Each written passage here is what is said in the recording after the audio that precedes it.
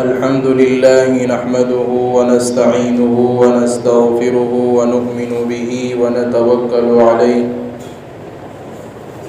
ونعوذ بالله من شرور أنفسنا ومن سيئات أعمالنا من يهده الله فلا مضل له ومن يضلله فلا هادي له ونشهد أن لا إله إلا الله ونشهد أن سيدنا ومولانا محمدا عبده ورسوله أما بعد فأعوذ بالله من الشيطان الرجيم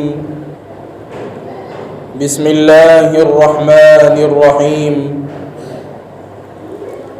أم حسبت أن أصحاب الكهف والرقيم كانوا من آياتنا عجبا وقال الله تبارك وتعالى واضرب لهم مثل الرجلين جعلنا لأحدهما جنتين من أعناب وحففناهما بنخل وجعلنا بينهما زرعا صدق اللہ العظیم۔ عزیز ساتھیوں، بزرگوں، اللہ تبارک و تعالیٰ نے قرآن مجید میں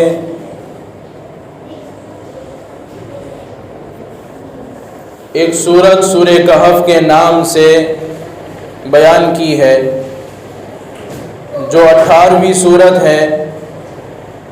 اس صورت میں اللہ تبارک و تعالیٰ نے چند ایسے واقعات بیان کیے ہیں، وہ واقعات قیامت تک آنے والے ایمان والوں کے لیے، مسلمانوں کے لیے ایک سبق آموز واقعات ہیں۔ اس میں ایک واقعہ تو اللہ تبارک و تعالیٰ نے اصحاب کہف کا بیان کیا ہے، اسی طریقے پر باغ والوں کا حضرت موسیٰ اور حضرت خضر علیہ نبینا علیہ الصلاۃ والسلام کا، اور ذوالقرنین بادشاہ کا واقعہ خاص طور پر اللہ تبارک و تعالیٰ نے ان واقعات کو اس صورت میں بیان کیا ہے۔ دراصل یہ صورت جو ہے اللہ کے نبی علیہ الصلاۃ والسلام پر نازل اب اس وقت ہوئی ہے جبکہ مشرکین مکہ نے 3 سوالات اللہ کے نبی علیہ الصلاۃ والسلام سے کیے تھے، اور وہ سوالات بھی اہل کتاب کے مشورے سے انہوں نے کیے تھے، کیونکہ اہل کتاب جو لوگ تھے وہ زبور اور اسی طریقے پر تورات، انجیل سے واقف تھے۔ ان کو معلوم تھا کہ نبی اکرم صلی اللہ علیہ وسلم جو اخیر میں آنے والے ہیں ان کی کیا کیا نشانیاں ہیں، اور ان کے آنے کی کیا نشانیاں ہوگی، اور آئیں گی تو کیا نشانیاں ہوگی۔ تو انہوں نے مشرکین مکہ کو 3 سوالات دیے کہ یہ سوال جو ہے تم اس نبی سے جا کر کرو جو نبوت کا دعویٰ کرتا ہے۔ اگر یہ 3 سوالات کے جوابات صحیح دے دے تو سمجھنا کہ وہ اللہ کا نبی ہے، اور اگر ان سوالات کو صحیح نہیں دیتے ہیں تو سمجھنا کہ وہ ساری باتیں اپنی طرف سے بیان کرتے ہیں، من گھڑت باتیں ہوتی ہیں۔ تو وہ 3 سوالات کون سے تھے؟ ایک سوال تو یہ تھا کہ ان سے ایک سوال یہ کرنا کہ وہ چند نوجوانوں کا قصہ کیا ہے جنہوں نے اپنی بستی کو چھوڑ کر اپنے ایمان کی حفاظت کے لیے ایک غار میں پناہ لے لی تھی،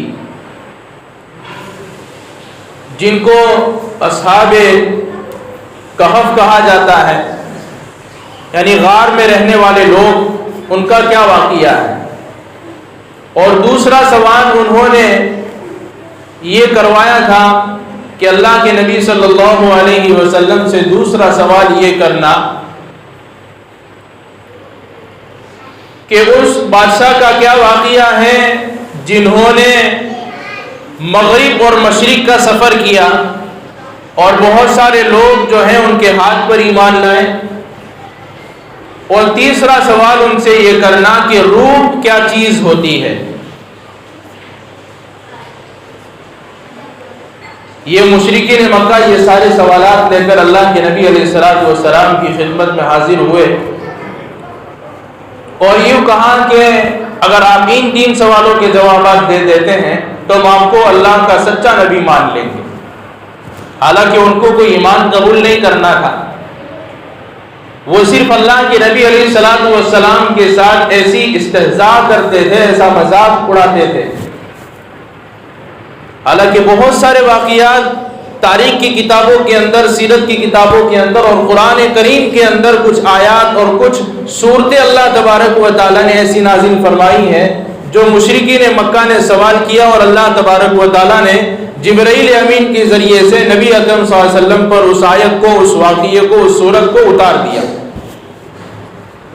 لیکن پھر بھی انہوں نے ایمان کو قبول نہیں کیا۔ تو یہ 3 سوالات لے کر اللہ کے نبی صلی اللہ علیہ وسلم کے پاس حاضر ہوئے۔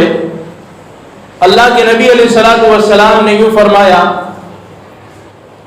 کہ میں ان 3 سوالوں کے جوابات کل دوں گا، لیکن آپ صلی اللہ علیہ وسلم انشاءاللہ کہنا بھول گئے۔ فوراً جو ہے اللہ تبارک و تعالیٰ کی طرف سے،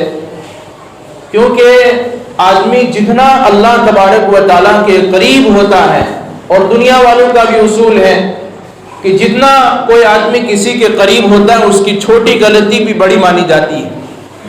اللہ کے نبی علیہ الصلوۃ والسلام کا مرتبہ کیا ہے، اللہ کے نبی علیہ الصلوۃ والسلام کی شان کیا ہے،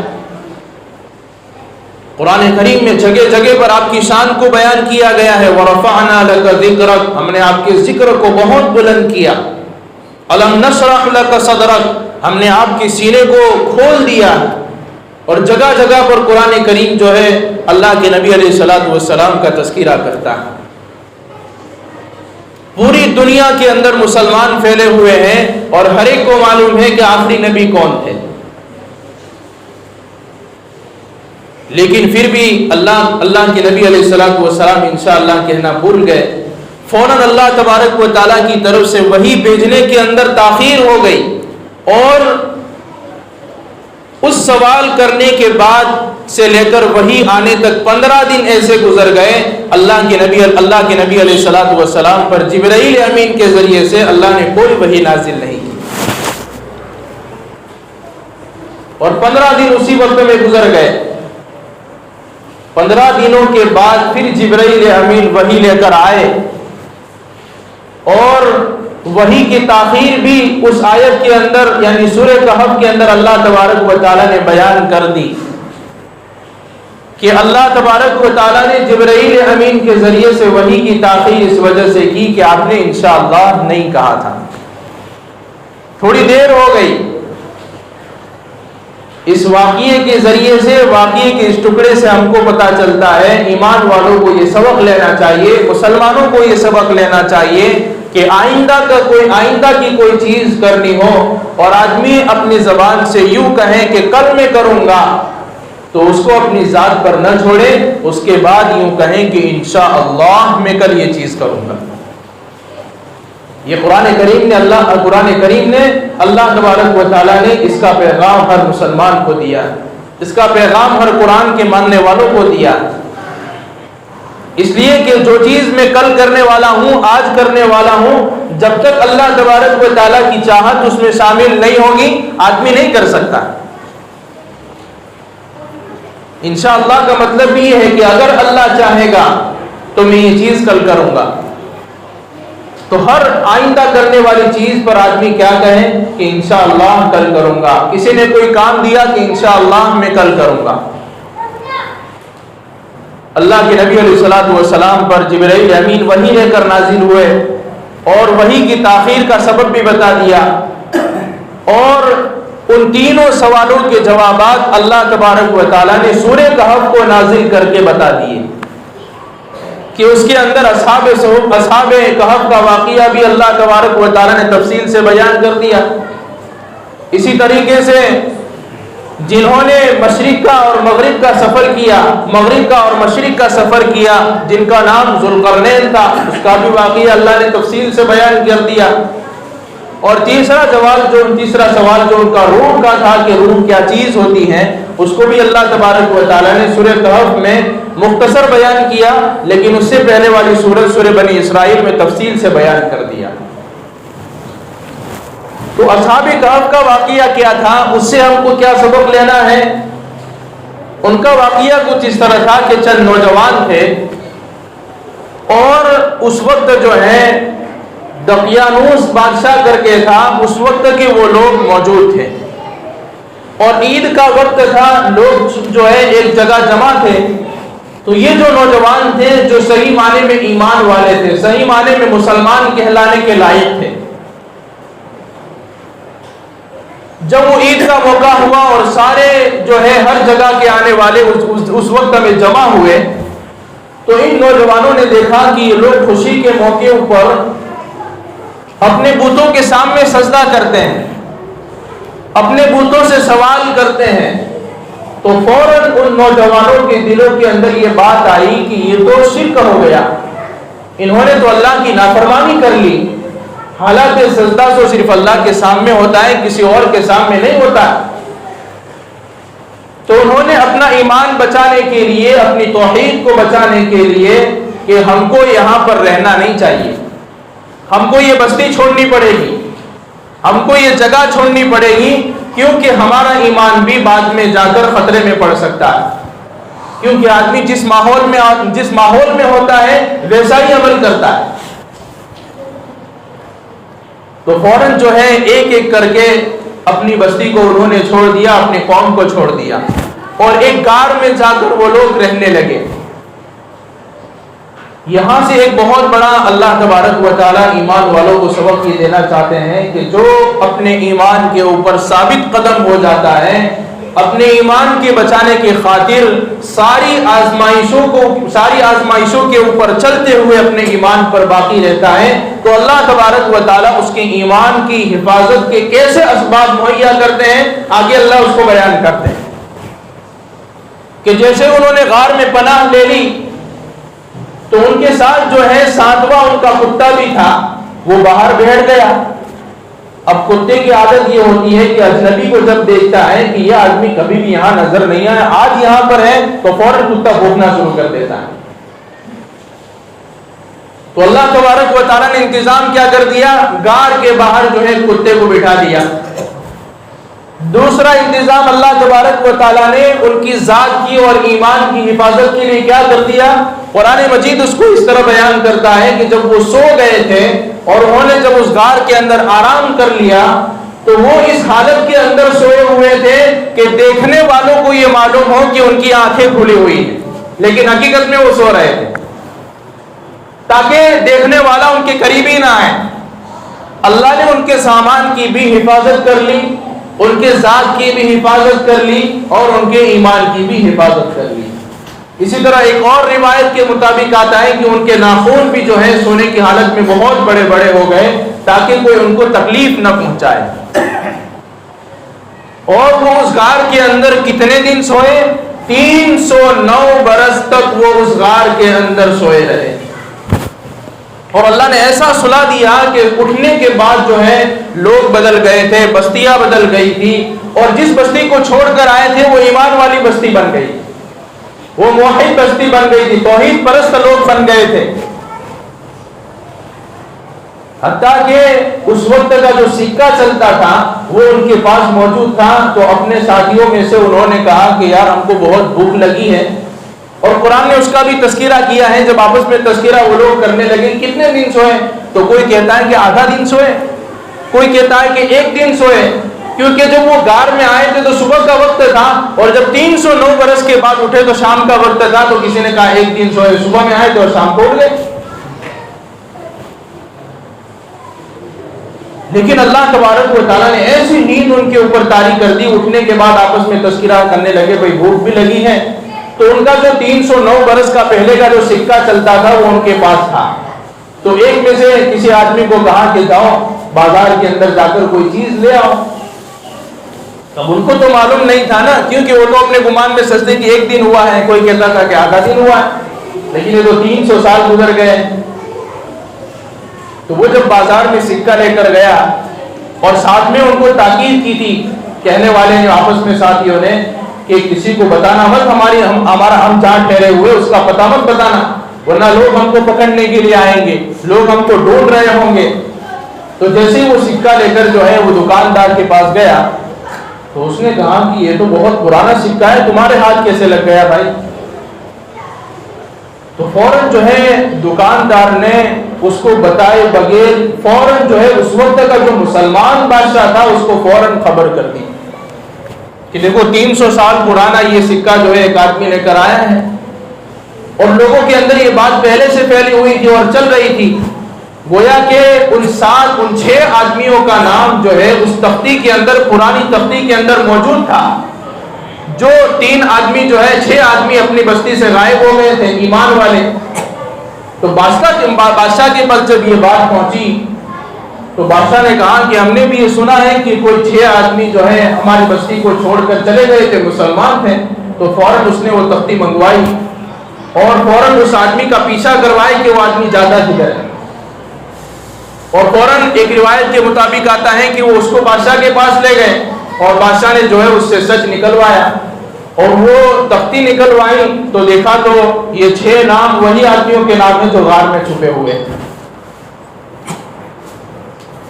تو یہ واقعہ ہے، لیکن اس واقعے سے مجھے اور آپ کو عزیز و بزرگوں کیا سبق ملا؟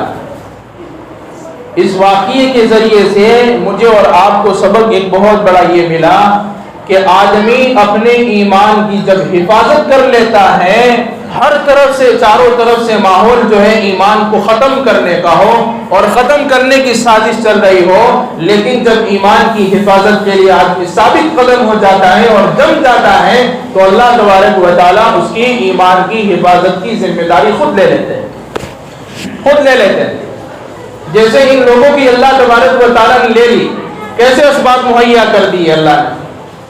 ان کے اللہ تبارک و تعالیٰ نے ان کے ایمان کو بھی بچا لیا، ان کی ذات کو بھی بچا لیا، اور ایسے وقت میں اللہ تبارک و تعالیٰ نے ان کو اٹھایا جبکہ سب کے سب پوری بستی کے بستی مسلمان بستی تھی اور بادشاہ بھی مسلمان تھا۔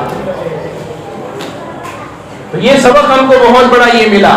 اور دوسرا سبق ہم کو یہ ملا کہ آدمی جو ہے اپنے باپ داداؤں کے دین پر عمل نہ کرے، بلکہ اللہ تبارک و تعالیٰ نے قرآن مجید میں جو بیان کیا، نبی اکرم صلی اللہ علیہ وسلم جو دین لے کر آئے اس پر عمل کرے، کیونکہ انہوں نے اپنی بستی والوں کو دیکھا کہ یہ تو بتوں کو سجدہ کرتے ہیں، تو ان کے جیسا کرنا شروع نہیں کر دیا۔ اور ہمارے معاشرے کا، مسلم معاشرے کا کیا حال چال ہے کہ ہم اپنے باپ داداؤں کے دین پر چل رہے، بھئی یہ تو ہمارے باپ دادا کرتے چلے آ رہے ہیں اس لیے ہم بھی کر رہے ہیں۔ نہیں عزیز و بزرگوں، ہم یہ دیکھیں کہ نبی اکرم صلی اللہ علیہ وسلم کی تعلیمات ہمارے پاس کیا ہے، اللہ تبارک و تعالی ہم سے کیا چاہتے ہیں، ہمیں کس بات پر عمل کرنا چاہیے، نبی اکرم صلی اللہ علیہ وسلم نے ہمیں کس بات کا حکم دیا ہے، اس تعلیم پر عمل کریں گے تو سارے رسم و رواج اور طور طریق جتنے بھی غلط طور طریق ہیں اس سے ہٹ کر میں اور آپ سیدھے راستے پر آئیں گے۔ ورنہ اگر ہم نے اپنے باپ داداؤں کے دین پر عمل کرنا شروع کر دیا تو اللہ کے نبی علیہ الصلوۃ والسلام کا دین ایک طرف ہو جائے گا، اپنے باپ داداؤں کا دین اس کی طرف ہو جائے گا، اور ہم اس کے اوپر چلنا شروع کر دیں گے۔ اور ہمارے باپ داداؤں کا جو دین ہے، کیونکہ پہلے اتنی معلومات نہیں تھی، لیکن اب الحمدللہ جو ہے دین کے ہر طرف سے جو ہے دین کی آوازیں لگتی ہے، ہر طرف سے جو ہے ماحول بنایا جا رہا ہے، تو یہ چیزیں جو ہیں ہمارے سامنے ہوں کہ میں کس کے مطابق زندگی گزار رہا ہوں، ان لوگوں کا طریقہ اختیار کر رہا ہوں جن کو کوئی دین کی معلومات نہیں تھی، یا اللہ کے نبی علیہ الصلوۃ والسلام کے لائے ہوئے دین پر چل رہا ہوں۔ اور دوسرا واقعہ اللہ تبارک و تعالیٰ نے اس کے اندر باغ والوں کا بھی قصہ ذکر کیا، ذوالقرنین کا بھی ذکر کیا، موسیٰ علیہ السلام اور خضر علیہ السلام کا بھی ذکر کیا، لیکن وقت جو ہے ختم ہو گیا۔ آئندہ جو ہے انشاءاللہ کبھی ان 3 واقعات کا ذکر کریں گے۔ اللہ تبارک و تعالیٰ ہم سب کو کہنے سننے سے زیادہ عمل کرنے کی توفیق عطا فرمائے۔